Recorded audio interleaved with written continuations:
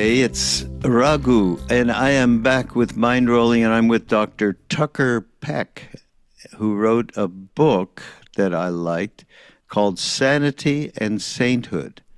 Otherwise, it could have been, maybe here's a different title, Tucker, like, It's Hard to Be a Saint in the City. I have seen wrote a Bruce song. Springsteen more than 30 times. Right. Well, I've seen him a bunch too. It's hard to be a saint in the city. Anyhow, welcome to the podcast. Thank you, Raghu. Uh, I'm so glad you're a Bruce fan too. yeah, well, music has always been everything for me, transformationally and otherwise. So, all right, a little bit about now, everybody. I met Tucker through Sharon Salzberg, and Sharon said, you should do a podcast with my friend Tucker. And I said, okay, any friend of yours is a friend of mine. And here we are. But so, yeah, how did you even get to the point where I'm talking about when you were younger than you are now? How did you even start to realize there was a path to something beyond senses, etc.? Yeah, I had a few key moments. There was one I don't have a good explanation for. I was in sixth grade, so 11 or 12 years old or whatever, and the teacher was teaching world religions. She put Buddhism on the board and the Four Noble Truths, and I was just like, that's the most important thing I've ever heard. I'm converting to that as soon as I'm old enough. And they passed the Buddha idol around the classroom, but I didn't pass it. I kept it on my desk for like a week, which in retrospect is not a terrifically Buddhist thing to do. And then I dropped it for a little while. When I was 19, I had mono, and so I couldn't do much. And so I was reading about meditation, and I was meditating on the beach, and I had the like first big transformational experience where I realized that myself and the beach chair and the sand and the water were the same thing. There was no discontinuity among all of those. And this is without enhancement. Yeah, I'm from Florida. We didn't really know about those sorts of drugs back then. Really? Oh, my. And then? So I spent about a week trying to like pursue that and decided basically that being 19 and living in accordance with this insight I'd had were simply at odds with each other. Like I drove home from the beach on the freeway at like half the speed limit because there was nowhere to go and nowhere to be. And I was like, I'm going to put this in my pocket and figure this out. When I'm older, I should be driving fast and doing all the things of the flesh one does at 19. And I got into it for good when I was 22. I used to just drive as far as it was possible to drive in the allotted time. So I've been to all 50 states, all but one, arguably two of the Canadian provinces. And I had driven from Providence, Rhode Island via north central BC down to Portland, Oregon. And was lying in the... Yeah, that wasn't the longest one I've done. I did 10,000 miles in 24 days one time. Wow. So I was in Portland, lying in the grass, enjoying the sunshine. And it's like, we have sunshine at home. Why did I drive 5,000 miles for this? And I remembered a line I'd read when I was a teenager by Thich Nhat Hanh saying, we don't need to go to China to enjoy the blue sky. It's like, I got to figure this out. How do you enjoy the blue sky at home? So I sprinted over to Powell's books and read Thich Nhat Hanh all day and joined a Thich Nhat Hanh Sangha when I got home. And I've been, so that was 21 years ago. I've been hooked ever since. Well, really? It's a good place to get hooked. For sure. For sure. Well, you went on, tell us about, then you went and fulfilled some aspirations in relation to being a psychiatrist. Psychologist, I'm sorry. And yeah, tell us about how that all evolved. Yeah, so my dad died young, and he was quite healthy in early 50s, and just died suddenly when I was in college. Oh. And I had this phenomenal social support at the time, and I was really close with my dad. And I was 20, so I had very few friends with dead parents yet, and it was a quite hard thing to go through. but there was just like joy exploding out of me from uh, having such good social support. And I was studying Spanish literature, and I took a little time off, maybe 4 months off from school when my dad died. And I came back and thought, like, I don't want to go to college to learn how to read. I want to go to college to learn why people whose lives are falling apart can be explodingly happy, and people with every conceivable advantage can be miserable. And so I switched my major, started studying psychology. And then my first job, it seems reckless that this was possible to get as a first job, but I was 23 years old and got a job as they call it a milieu therapist in a pediatric mental hospital Hmm. in Rhode Island. So we only have one pediatric mental hospital in the state. So I was seeing the literally most mentally ill children in the entire state. Oh my God. And we were doing, so these were, very, very unbalanced people who, in rare cases, came from good supportive families who were going to try to help, generally came from very dysfunctional families, from very dysfunctional high crime neighborhoods. And we were doing cognitive behavioral therapy with them, saying, what can you control about the situation? How do you change things? And am I allowed to swear on your show? Yeah, go ahead. And I was thinking, like, they can't fucking control anything. Like, they're 7 years old, they're schizophrenic, like, they cannot control anything here. And so I got into the idea of meditation as psychotherapy.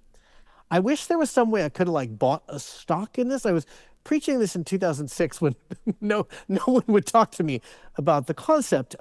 But basically, psychotherapy at that time was largely around how do you take responsibility and control and fix things. And I thought there should be an arm of psychotherapy that is, what if you can't fix anything? And so that was when I got sort of obsessed with this idea of psychology should include dharma.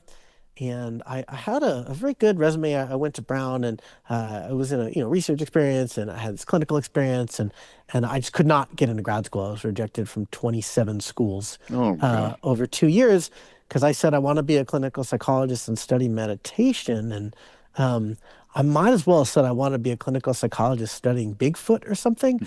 No one, no one, no one would return Really? my calls. Wow, that's weird. 20 years, almost 20 years ago. Yeah, that was certainly the state of the academy. So I switched. I wound up starting grad school to do sleep research, and then transition into studying meditation. And I met. Well, I could talk for a long time. I'll let you. I'll see what you like to hear No, about. no, that's why you're here. We want to hear your story. They've already heard my story. But Yeah. I So, mean, go ahead, because it's nice to get to know, who you are, where so you come from. I was meditating a lot, basically like alone in my bedroom. I would run into Sharon Salzberg sort of constantly. Like it would just happen over and over that we were in a city neither of us had any real connection to at the same time. Hmm. Um, she would come to Providence. I would see her at a conference every summer.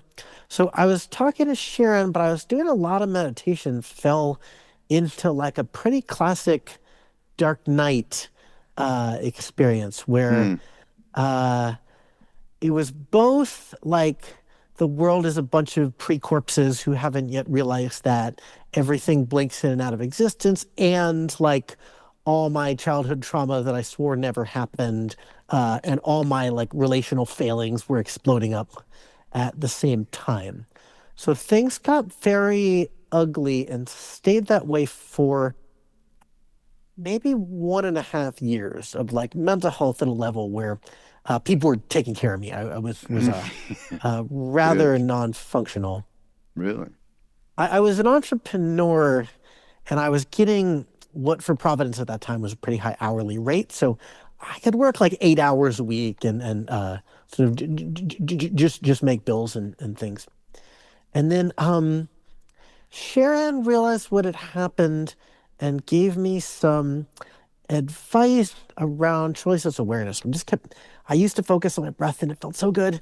And I felt so bad. And I was like, I just have to focus. And I couldn't focus and I would get more and more miserable. Mhm. So she started, she realized what had happened and started giving me these more like relaxed, open Mm. practices.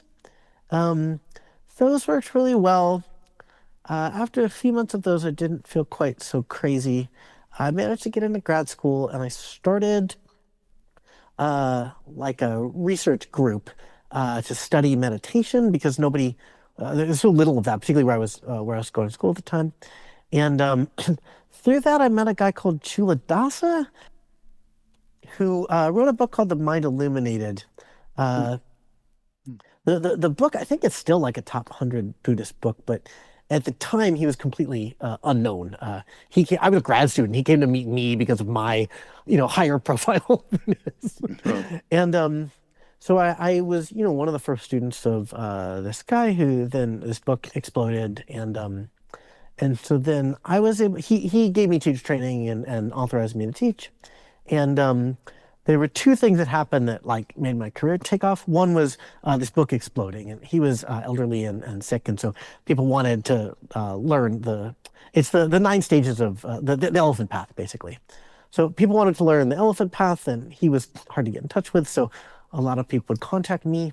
oh, And then the other thing that happened was there was a bulletin board kind of associated with his organization. And a man posted on there that he'd done very little meditation and was having very severe negative side effects. And somebody posted on the bulletin board, "Hey, I'm a teacher, and it's fine. Just be mindful of all these side effects and keep going." And I was like, well, if I contradict this guy, I'll cause trouble in my community.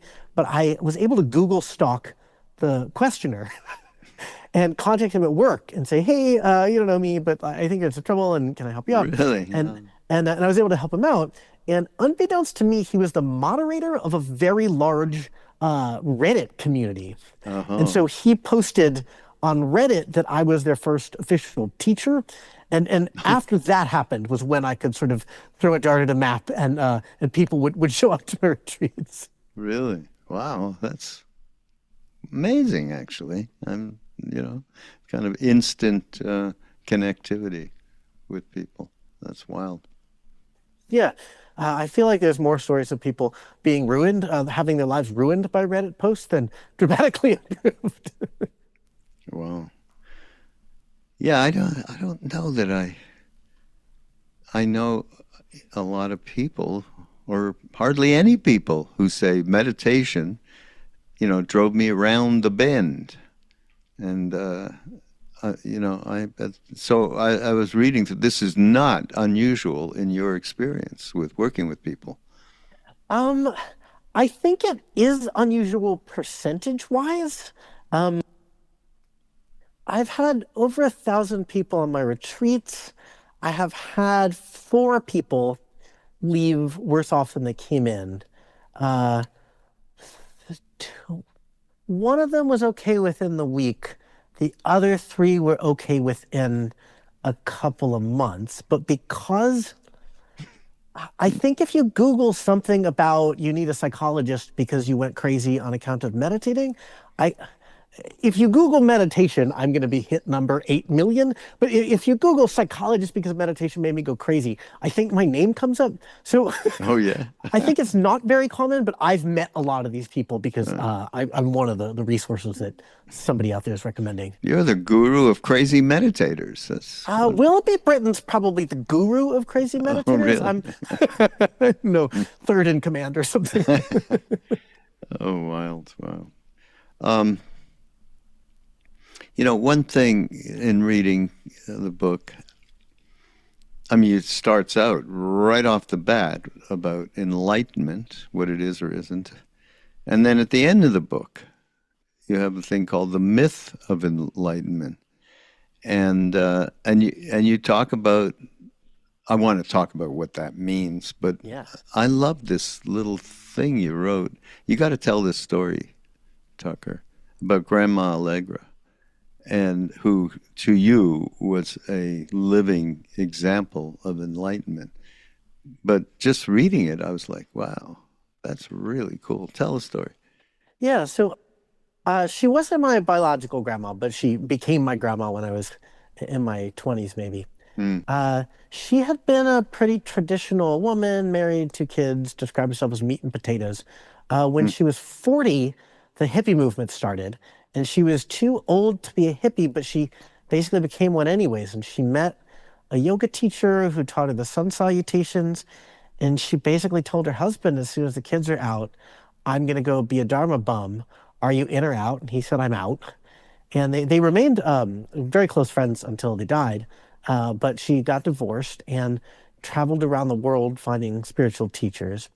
Uh, she died at 95 and a half, Mm. with every physical and mental faculty in perfect condition. The water broke at her house, and she said, "Oh, I had to go to the store and get these 10-gallon jugs." It's like, you're all alone. Who's carrying these jugs? Oh, I'm carrying the jugs. Jesus Christ, you're 95. Put them down. I'll be right there. Um, Around the time she was, not, I mean, she had become more and more kind of awake and advanced and glowing over the time that I knew her. Mm. Around the time she was 94, something happened that looked to me like enlightenment. She became like absolutely in love and in lust with the world. Mm. Uh, a colleague of mine, who must have been in his 30s, had to say to her, "Hey, please recall I'm a married man." um, yeah, the last year and a half And of her she's life, 95, 94 it's years 90, old. 94, 95, yeah. The last year and a half of her life, there was nothing left but like love and light and eccentricity. Uh, she taught me how to dance, and I did a dip with her one time, and she goes, "I hope I die on the dance floor." Um, Wow. the bar that we would go dancing at didn't take reservations. They made a special exception for her because she was so glowing that if she showed up, the bar would be packed. Apparently, among her last words, so she had a stroke and was on the ground for quite a while before anybody found her. And apparently, one of the last things she said was, so she had two adopted grandkids. The other one's called Jeremy, and he got there while she was still conscious. And she said, "I'm going on an adventure. I'm dying." Um, one Amazing. time, Jeremy was there, and there was like a biker gang that had was in her house. So he asked what had happened, and she lived in this remote desert town. She went to the town, saw this biker gang, and said, "I'd like you to come to my home and color with me." And she was just so like luminous that people would just do whatever weird stuff she suggested. There was just uh, no Mm. neurosis left, no defensiveness left. Maybe there was a little bit, that I didn't come across, but it seemed mostly gone in a way that, uh, yeah, I've seen people who get there and then they collapse into internet addiction, dysfunctional relationships, drugs, people who touch it and lose it and touch it and lose it. She was maybe, I'm just trying to think if there's any friends I'm potentially offending right now. She was maybe the one person I saw who could like touch it and spend a year and a half there. Mm. Wow. I love that. That's so cool. Yeah, so enlightenment. I mean, I personally, in terms of all the work that I do, etc., I like to immediately go, enlightenment? What are you worried about enlightenment? How about being kinder, more compassionate, more, Okay, good. giving? That's the enlightenment that, before that, it's all BS. I mean, all of it. But then here's an example of somebody who obviously touched whoever happened to be around her without, and she wasn't thinking of doing anything. It was just happening naturally. And that's a whole other interesting category. Actually, Ram Dass, we've been talking about this, especially since he died. His initial edict from Neem Karoli Baba was love everyone and tell the truth. And his famous words back to him were, yeah, the truth is, I don't love everyone. And Maharaji just repeated it, love everyone and tell the truth. Well, by the end of his life in Maui, we witnessed him being in that state Wow. on a day-to-day basis where and he would do this before he had the stroke. From time to time, he could enter into a field. Like the first moment I met him, was just a moment of complete unconditionality, like, an unconditional circle was set, and whatever I needed, I knew I was going to get. And there was no Richard Alpert, and there was no Ram Dass. So he had that ability to transmit what Neem Karoli Baba is. And by the end of his life, love everyone and tell the truth. So, and he would say over and over, by the way, I'm a teacher. I don't have any foresight to anything. I'm not. In India, the true guru has to have these qualities. One quality that's probably the most important is called antarayami, knower of all hearts. So that being knows all your past karma, your present, and your future in one fell swoop. And we experience that, all of us individually, one way or another. And, it was mostly, of course, to establish that kind of connection, which we mostly most of us remembered. Yeah, oh God, yeah, I know you. You aren't new. That kind of a thing when you first meet him. But it was mostly just to break down this incredible glue that we have to our stories, our thoughts, our habitual patterns and neurotic tendencies. We are comfortable there because we believe these things are real as opposed to other planes of consciousness. So that was a big, big boon in our lives. But as far as enlightenment is concerned, in the realm that we witness people, we witnessed him, and we witnessed. I mean, this is my personal experience. 16th Karmapa, Anandamayi Ma, Shirdi Sai Baba, who we didn't witness but seemed to be a facsimile of Neem Karoli Baba. These people were called in India siddhas, gone beyond. They don't teach, they don't write books, they don't do nothing. They just sit there and reflect with people, and it's called darshan.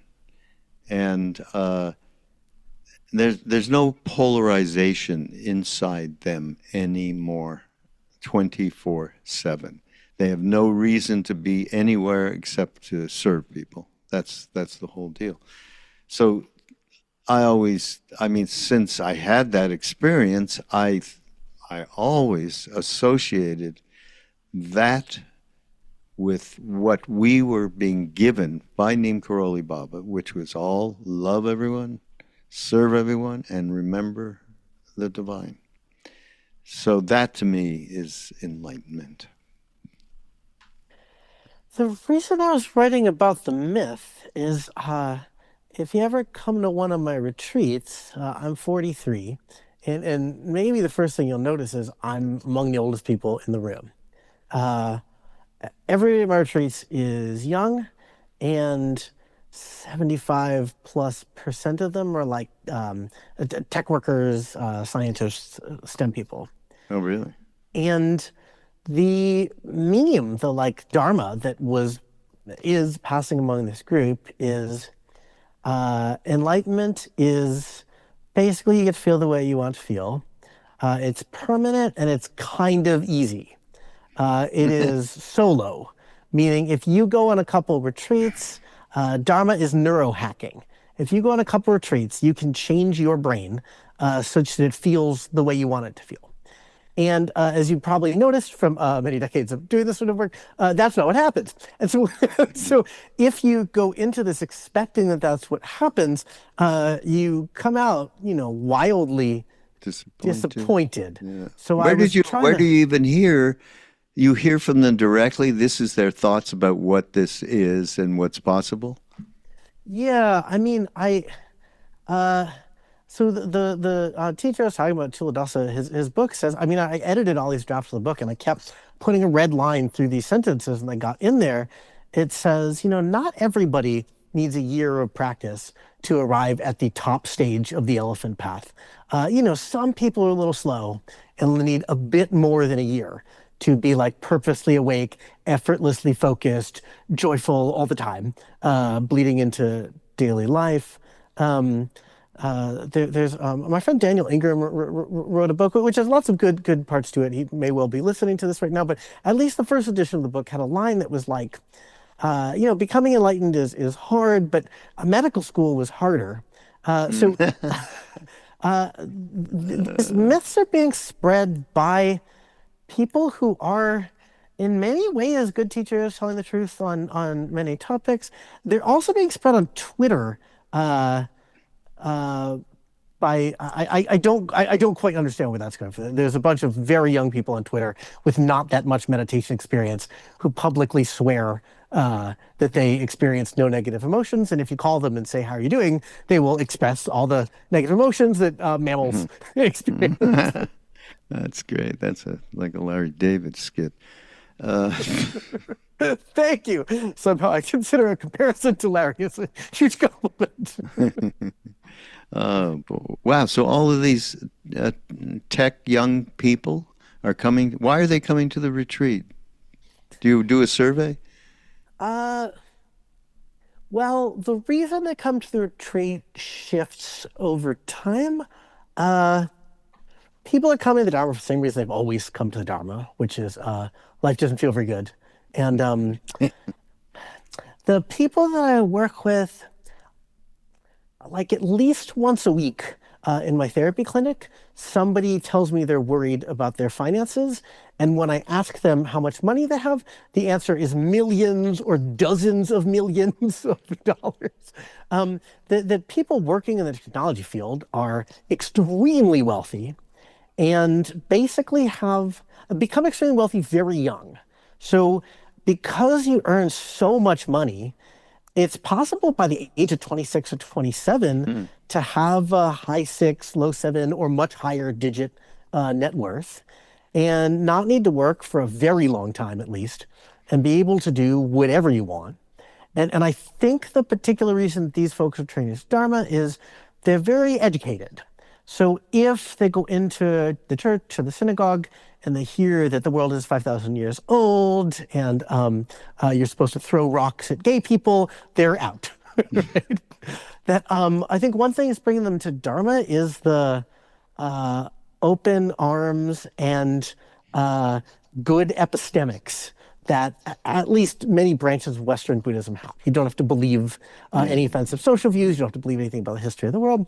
And I think the other thing that's bringing them is if you are middle class, you have all sorts of problems that theoretically might be solved if only you had more power to control your circumstances. Many of the people I'm working with have nearly unlimited power as far as humans can have to control their circumstances. And they arrange things this way and arrange things that way, and it's not touching this core sense of emptiness, not enough, dukkha, right?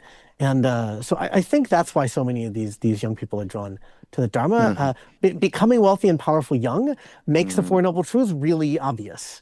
There's not some way to move around samsara that makes the dukkha go away.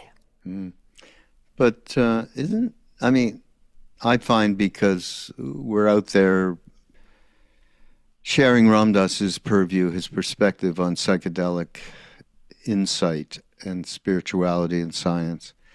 And so we're now bumping into a lot of people, right, that are into psychedelics. A lot of them are from this same audience. Aren't these people, they got to be interested in or doing psychedelics as well, no?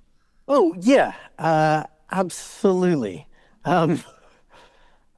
Yeah, I keep those things very separate. My personal view is like the reason I'm teaching this retreat is I've taught 65 meditation retreats, and so I know what I'm doing. And if something weird happens to you, I've probably seen it happen to somebody else. Like I'm teaching this retreat because I have some expertise in what this will do to you, and I have no expertise in what sitting quietly in the desert while on LSD will do to you. And so find somebody else. So yeah, there is a lot of interest in psychedelics, but I've largely stayed clear of mixing those. But it's interesting. These people who must have some background in that area are coming to this retreat having nothing to do whatsoever with psychedelics, having to do with dharma and psychology, etc. Yeah, I mean, I think if psychedelics caused awakening or caused a cessation of dukkha, us Westerners would never have heard of the Dharma, right? Um, we heard of the Dharma Mm. because people like Ram Dass and Ken Kesey and the Beatles did a bunch of psychedelics and wanted more, right? Well, Ram Dass's case, he wanted a map of consciousness, which is why he went to India. So, yeah. At the same time, what he found, he said, I don't know if I would have grokked this quite gotten the deepest impression without psychedelics, the deepest understanding of what this being represents without psychedelics. So they were, it was an important evolvement. Not to mention that when he said, I'm sure if you've read Be Here Now, know that Neem Karoli Baba said, "You got any of that medicine?" And Ram Dass said, "Yeah, I have a couple of aspirin." He thought he had a cold. He said, "No, the yogi medicine." And Ram Dass went, "Acid?" And then he gave him a bunch of acid and nothing happened. And that happened twice, two different occasions. First time he went and when he went back with us. And so that is definite. It's funny. I just did an interview with a psychedelic magazine called Tricycle, of all things. Another And one. yeah, and we talked about that. We talked about how to this day people still get in touch through our platform, Love Serve Remember, ramdas.org, and they are, hey, I just had a hit of psilocybin mushrooms, and oh, be here now. Oh my God, they're unraveling all of it the same way that happened to us. So I have to say it's been integral to certainly obviously what Ram Dass represents with his days with Leary. Yeah, I do have a few students where psychedelics don't seem to plateau for them, where kind Mm, of all they want to do is psychedelic retreats as much as like tolerance permits. For the most of the people that I work with, for a big portion of them, psychedelics was what kicked the door open, was what let them know yeah, right. there's more than you thought there was. But for myself and the majority of my students, there's not maybe a true plateau, but it gets pretty close. I stop feeling like, uh, yeah, I would I would put it into my mouth and think, first thing I do is check my watch and be like, the hell is this going to be over? To get drunk or nauseous or much rather go sit in the woods. It felt like I haven't done it very much, but it felt like I'd Okay, gotten what they you had to offer for me. try MDMA. That is a Yeah, I haven't whole yet. other thing. That is around the interconnectedness of everyone and everything. Yeah, no, I mean, it's worth a thought. Rick Doblin, who is the guy that's trying through MAPS is trying to get legalized MDMA and psilocybin for treating PTSD addiction and helping people go through the death process and trying to get the government to approve it. I got on a podcast with him, and he suggested, "Oh yeah, you guys and gals that you came out of that age of psychedelics, and then next thing you know, all you're doing is, of course, practices that you integrated into. But now you're getting to the end. You might take a hit of MD." He actually said this to me, MDMA, just to refresh on the interconnective nature of all. So anyhow, Yeah, maybe one more thing I could say is like, so I live in Alameda. It's an island off the coast of San Francisco, and so I'm like geographically in the Bay Area, but not socioculturally. yeah, yeah. I always describe it here as like being in a racially integrated movie about the 1950s.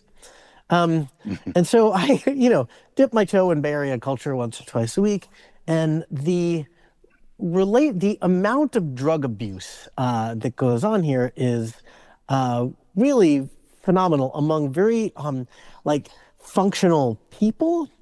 And it's one more thing that got me down on psychedelics is like yes, like at the right time, in the right dose, in the right setting, yes, these can be very helpful.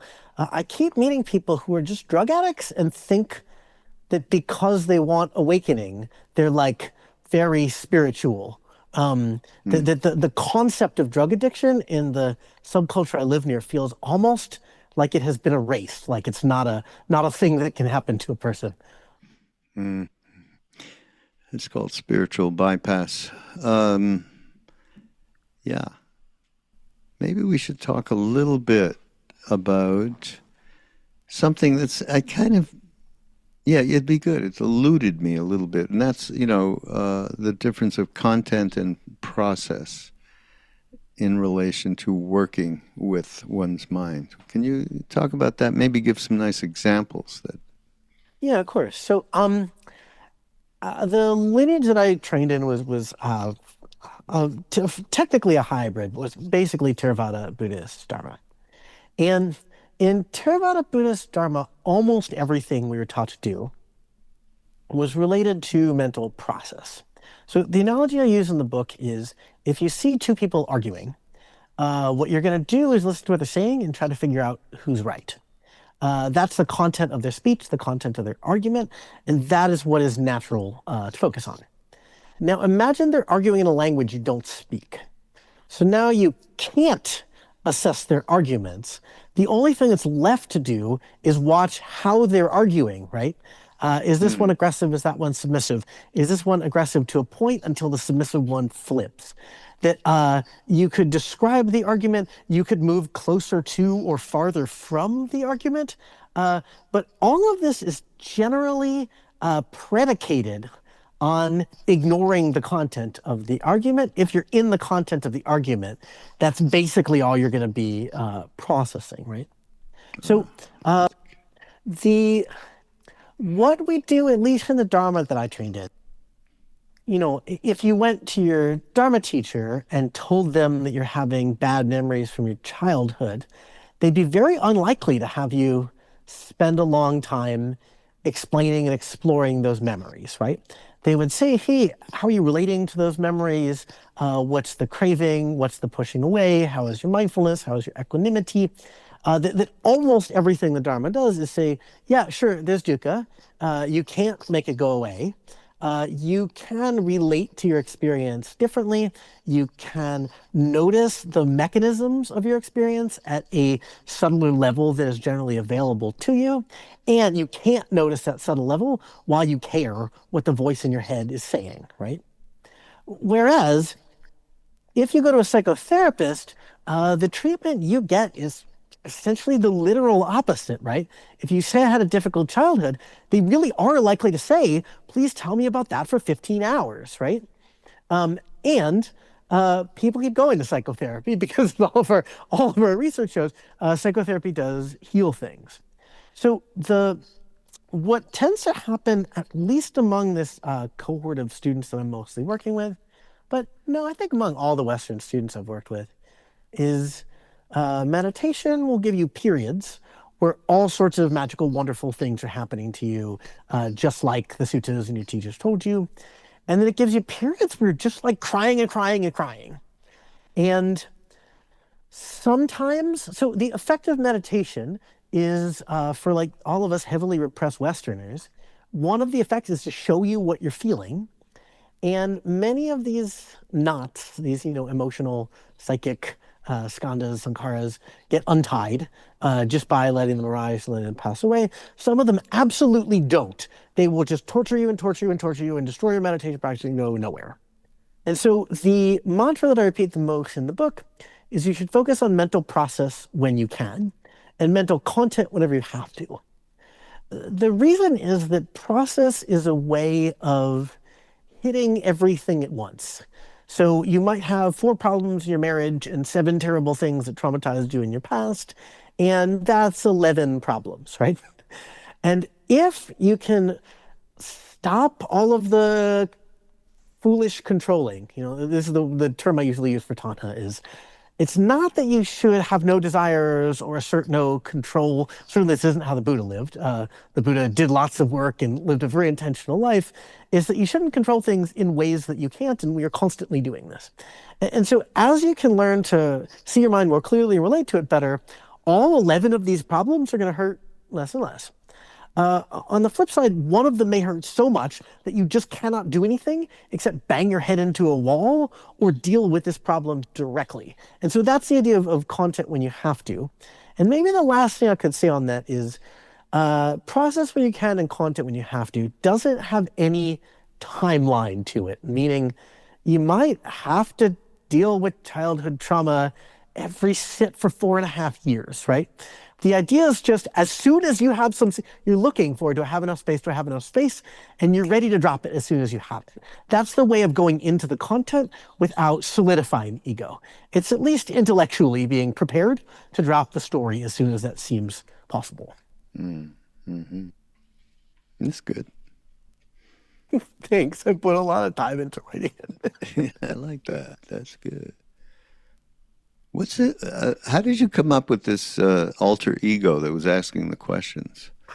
Some of that is like, you know what it makes me think? Oh, wow. You know, because I tell people, I share with people a lot. Gee, you know, you're worried about the polarization that's in our world right now, which is just extraordinary. But why don't you look inside and see your own polarization? The way, and start with just be aware of, mindful of how you talk to yourself.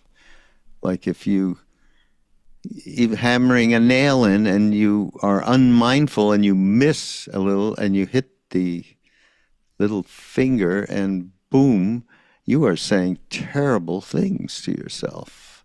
You piece of shit, how can you bite your tongue? I mean, there's so many different ways that we attack ourselves, the negativity that we throw at ourselves is emblematic of you're trying to fix something outside yourself, the polarization, and you can't, you got to fix this perhaps first.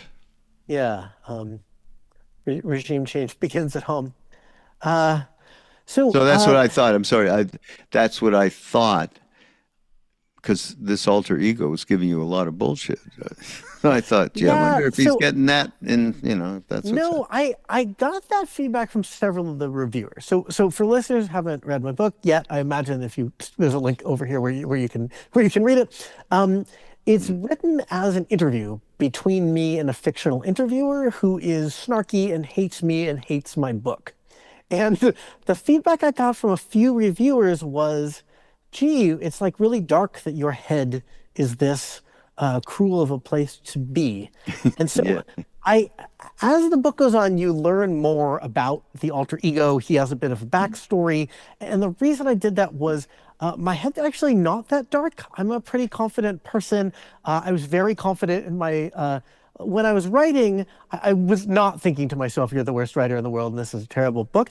I just thought it would be really funny if my book were written from the perspective of an interviewer who hates me. So, it's an interesting idea. Yeah. The dyadic setup of the book is a good way of keeping the arguments flowing. And then what I particularly liked about the dyadic back and forth is I can say something and predict what my reader's counter-argument might be, and then address the counter-argument immediately. Mm-hmm. Yeah. And I just thought it would be funny if the interviewer hated the book. And I didn't mean to make anybody think that I was suffering that way. I was laughing. I was laughing the whole time. My favorite joke is when he asks if I've been meditating for 50 years, and I tell him not even 50 years old. And he says, oh, you're in your 40s. You look awful. Yeah, and I saw that. I had to take a break from writing. I just thought I was cracking up. I thought that was so funny. And I could see how from a different lens, that's not funny at all. That's funny. Oh, boy. I mean it, but I don't, you say, you feel like you're a fairly confident person, and that's not happening in your head. I was not referring to that kind of self worth. I was referring more to the reality that every one of us has dark thoughts at times, whatever it is that one might be concerned with. I mean, the top thing is sex. Okay, here I'll give you an example. When I was with Ram Dass, we went up to do a meditation retreat in the Upper Himalaya, and we were in a Gandhi ashram. And Ram Dass used to do this exercise where you would sit with him like a couple of feet, head to head, and eyeball to eyeball. And he'd say, if there's anything that you're afraid to say it now. Now, the issue was that this was an Indian ashramic kind of place, but there was no insulation. You could hear everything on either side and below him, okay? And we started to realize, after people started going for their interviews, everything they were 99.9 what people were afraid to say had to do with sexuality. Wow. It was unbelievable, I mean, in one way or another. So this was like a fantastic cleansing for us, though. Hey, we're all the same. We all have this kind of stuff going on. It's okay. I wonder how much of that is cohort effects. Like, as a psychologist, everybody tells me their deepest secrets, and as a Dharma teacher as well. And that was not what I was expecting you were going to say at all. I think in the millennial Gen Z generation, there's just a lot more sexual openness. If We were I hippies, so I don't know about that. uh, I read this research when I was in grad school that the first generation to make the change, it is superficial. It's the second generation for whom it's Oh, yeah? natural. Like your generation would talk in anti-racist ways, and certainly I would imagine you're an exception here. But by and large, I look at my parents and they raised me to be colorblind and respect everybody. And how often did I see them hanging out with people who weren't white? Almost never. And then in my generation, it became quite. We don't even, at least the people I hang out with, we don't even think about these things anymore. Yeah, if I had everybody I work with, everybody I know, say their deepest secret, I think everybody would scream, "I hate myself," all at the same time. Really? Interesting. Generational purview. Wow. Yeah, if I spend enough time in therapy with somebody, or enough time as a patient in therapy, that's the topic we get to. Hmm. Hmm. Interesting. Well, let's talk a little bit about, you talk about the ego's pros and cons. So we did a movie with Ram Dass called Becoming Nobody. And some of the core concept, or he says it in the film, I believe, you have to become somebody before you can become a nobody. Yeah. Right? So, and the ego is a terrible master, but a wonderful servant. These are the kinds of things. So, yeah, talk about from your point of view and how you relate with students and so on on this Yeah. particular thing in guiding. Yeah, right when I moved to California, within the first couple weeks, I got invited to an ayahuasca ceremony on a native land, and it was very, very poorly done. It was seemed like more a cash cow. There was dozens of people taking the medicine, and they just had an iPad playing some music, and it was a disaster.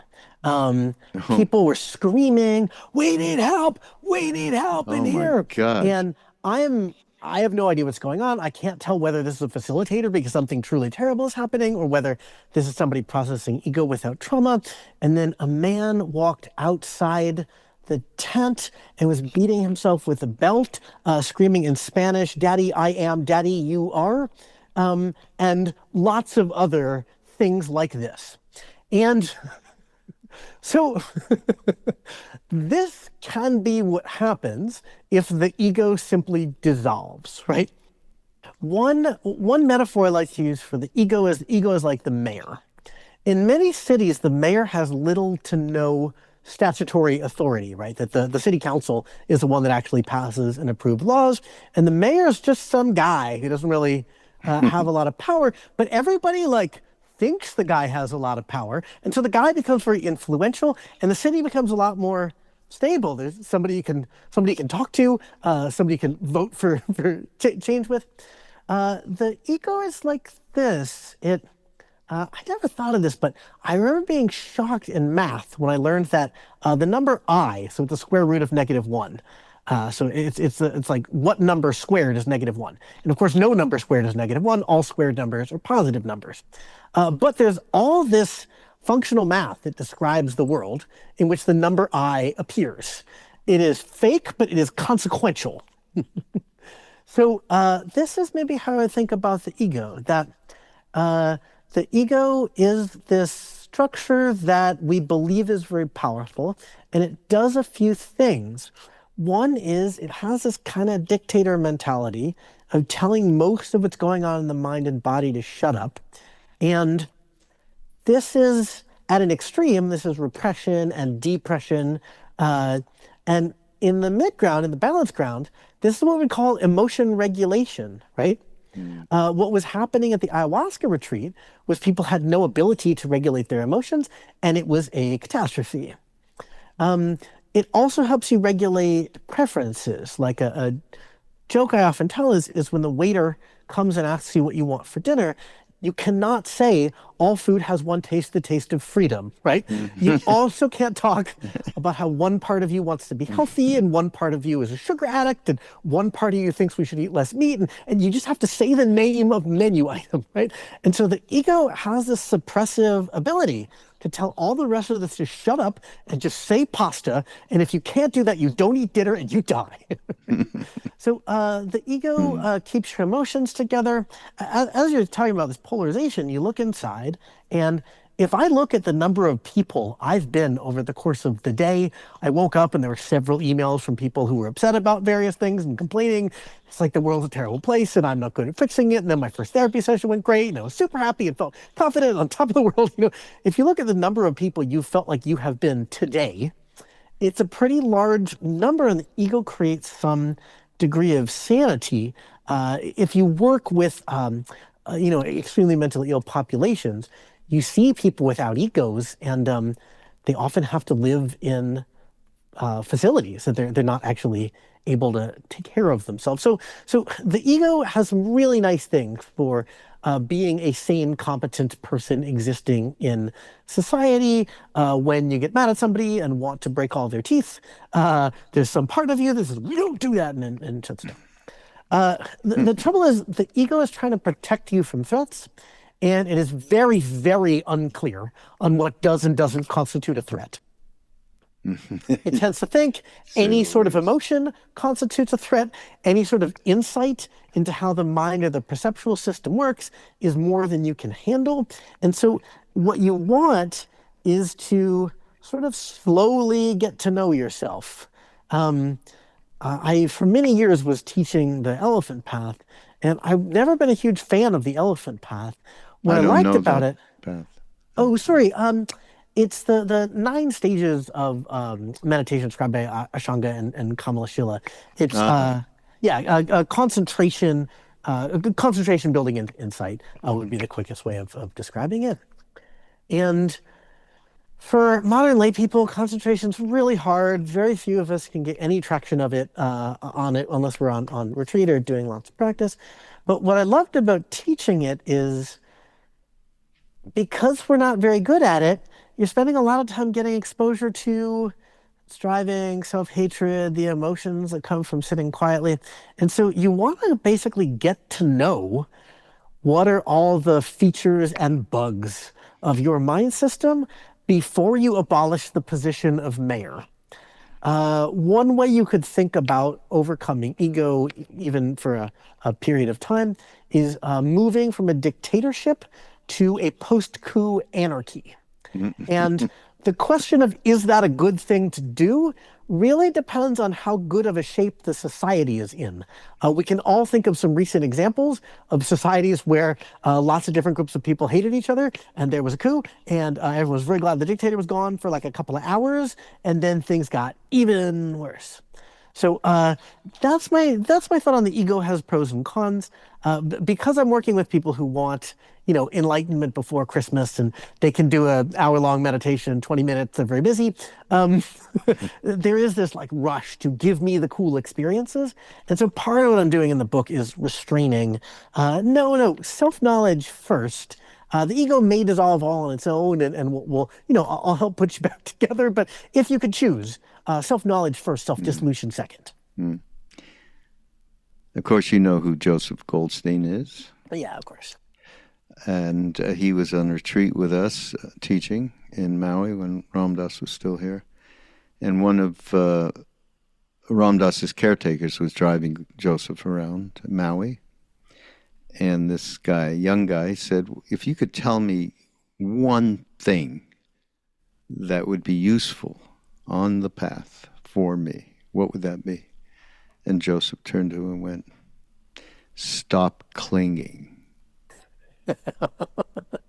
To me, that answers the whole question of it's all about clinging, attachment, thoughts, stories, beliefs, all of it related to ego, non-ego, whatever it is.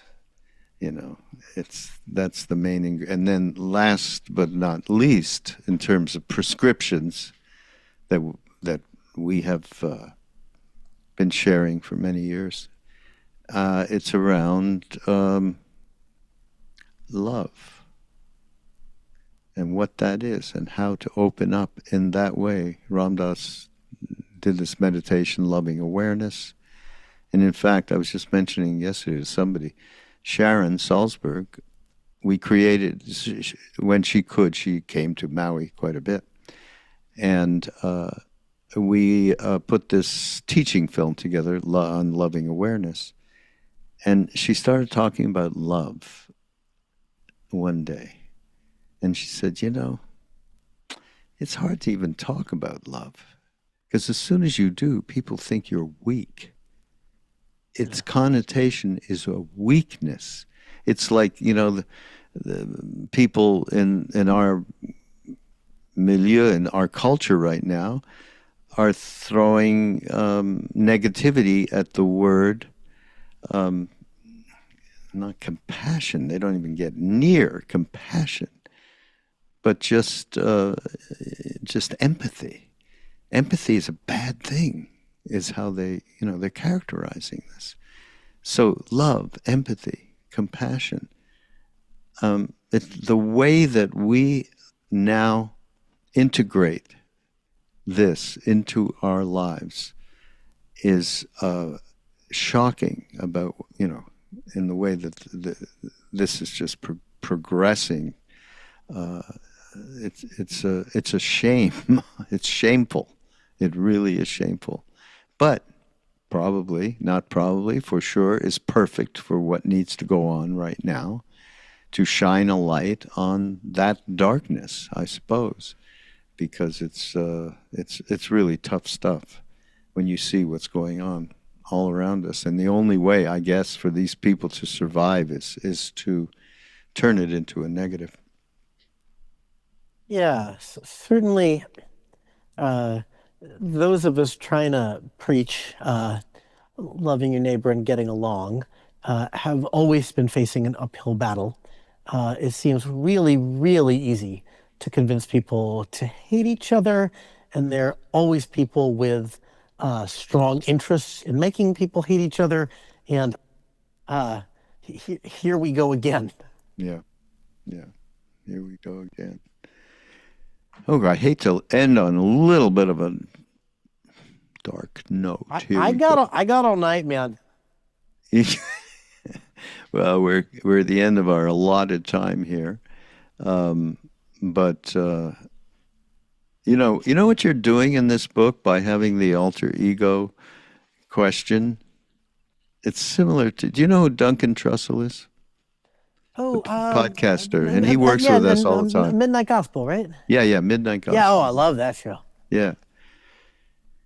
So he really, over the years, he's come to the retreats, and we've had him on, and he's not a spiritual teacher by any means, although he's really gotten into a lot of practice over the years. Works with David Nichtern, if you know who David is. And he basically does what you've done in the book. He represents that which is potentially skeptical. And so he represents that in a great way because there's outcomes that tear through this skepticism, and then all of a sudden there's a light at the end of the tunnel. So I say that with your book. There's a light at the end of the tunnel here. And, this is, very, very, you've done a unique thing, Tucker. Well, thank you so much. Yeah, I think of myself as a pretty sanguine person. It's supposed to be an optimistic book. What it ends with is actually maybe a great place to end our conversation here. It's a much more upbeat note, which is, so the title, Sanity and Sainthood. The idea of these are the two things that we are striving for on the path. Sanity is just the ability to react appropriately to the outside situation, to be happy when your kids succeed and sad when your grandma dies and so forth. And sainthood is removing all the obstacles to being a really good person. I like my gravestone to say world's best husband on it. And if you point to some day on the calendar, we could recount how I fucked it up on those days, right? That there are mental obstacles I haven't overcome yet that are between me and sainthood. And so if the way that I look at my practice is comparing myself to a Buddha, comparing myself to a sane saint, it is very disappointing. This 20 years of practice has been a whole waste of time and a crock, and I stop. And if I look backwards and say, okay, not how close am I to sainthood, how much closer am I than I used to be? My throat chokes up with how much progress we've made. The world certainly is on a backslide right now. It seems like no matter what team you're on, anybody I talk to believes the world is in a backslide right now. If you compare this to a world where we took care of each other and loved each other and ensured that we were safe, this is really disappointing. If you compare this to most of the other options that have ever existed in history, we're actually doing a pretty good job of getting along, not killing each other. Mm-hmm. I agree. The historical perspective is very, very useful for sure. At the same time, that backslide, let's see how high that slide gets. Yeah. Let's see what happens. Hey, great to have you, Tucker, though. Hey, so nice to meet you, Raghu. Yeah. Everybody, we'll put, a link in order to get the book. Tucker, you'll send over links that we can put in the show notes. Anything else you think might be advantageous for people? Because Mindrolling is all about how do we get balance on a day-to-day basis. That's our goal here. So we will see everybody. Go to BeHereNowNetwork.com/mindrolling. And then on Be Here Now Network, of course, we've been really mentioning a lot about Sharon Salzberg, who has a wonderful podcast alongside Jack Kornfield and Joseph Goldstein, the triumvirate of Vipassana meditation in the West, and Alan Watts and Ram Dass Krishna. So take advantage, and we will see you next week on Mindrolling. Thanks again, Tucker.